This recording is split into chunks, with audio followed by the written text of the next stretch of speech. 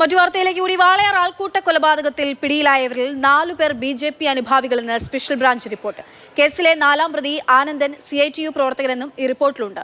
ആക്രമണം നടത്തിയത് കൊല്ലണമെന്ന ഉദ്ദേശത്തോടെയാണെന്നാണ് remand report. മരിച്ച രാം നാരായണന്റെ മൃതദേഹം ബന്ധുക്കൾ ഏറ്റുവാങ്ങി ഛത്തീസ്ഗഡിലേക്ക് കൊണ്ടുപോകും.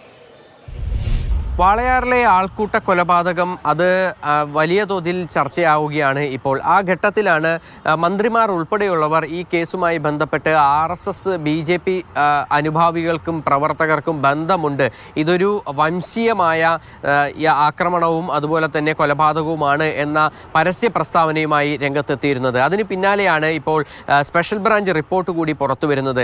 ഈ കേസിലെ 1, 2, 3, 5 പ്രതികൾ, ഈ പ്രതികളെല്ലാവരും തന്നെ BJP അനുഭാവികൾ ആണ്. ഇവർക്ക് BJPയുമായി അടുത്ത ബന്ധമുണ്ട്, അതിനോടൊപ്പം തന്നെ BJP പ്രവർത്തകർ തന്നെയാണ് ഇവർ എന്നുൾപ്പെടെയുള്ള കാര്യങ്ങളൊക്കെ തന്നെ ചൂണ്ടിക്കാണിച്ചുകൊണ്ടാണ് ഇപ്പോൾ സ്പെഷ്യൽ ബ്രാഞ്ച് റിപ്പോർട്ട് പുറത്തു വന്നിരിക്കുന്നത്. 4ാം പ്രതി CITU പ്രവർത്തകനാണ് എന്നുള്ളതുകൂടി ഈ റിപ്പോർട്ടിൽ ഉണ്ട്. ഏതായാലും ഈ ഒരു കേസിൽ ഇന്ന് MB രാജേഷും അതുപോലെ തന്നെ മന്ത്രി R ബിന്ദുവും അതുപോലെ തന്നെ CPM സംസ്ഥാന സെക്രട്ടറി MV ഗോവിന്ദനും ഉൾപ്പെടെയുള്ളവർ ഇക്കാര്യങ്ങളൊക്കെ തന്നെ, അതായത് ഈ കേസിൽ വലിയ തോതിൽ വംശീയമായ അധിക്ഷേപവും ആക്രമണവുമാണ് നടന്നിട്ടുള്ളത്, കേരളത്തിൽ നടക്കാൻ പാടില്ലാത്ത കാര്യമാണ് നടന്നിരിക്കുന്നതെന്ന് ഉൾപ്പെടെയുള്ള കാര്യങ്ങളൊക്കെ തന്നെ പരസ്യമായി തന്നെ പറയുകയും ചെയ്തിട്ടുണ്ടായിരുന്നു. അതിന് പിന്നാലെയാണ് ഇത്തരത്തിലുള്ള റിപ്പോർട്ട് കൂടി പുറത്തു വരുന്നത്.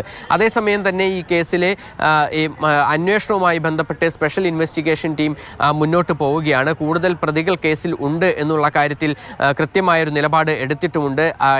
എല്ലാ പ്രതികളെയും കൃത്യമായി കണ്ടെത്തുക, അതുപോലെ തന്നെ ഇവരുടെ മൊബൈൽ ഫോണുകൾ ഉൾപ്പെടെയുള്ളവ കണ്ടെത്തിയതിന് ശേഷം ഏതെങ്കിലും തരത്തിൽ ഈ ബംഗ്ലാദേശി എന്ന് ആരോപിച്ചുകൊണ്ട് ഉള്ള മർദ്ദനം അത് സ്ഥിരീകരിക്കുന്നതിന് വേണ്ടിയുള്ള തെളിവുകളൊക്കെ തന്നെ ശേഖരിക്കുക എന്നുൾപ്പെടെയുള്ള കാര്യങ്ങളാണ് പ്രധാനമായും പോലീസ് ചെയ്യുന്നത്.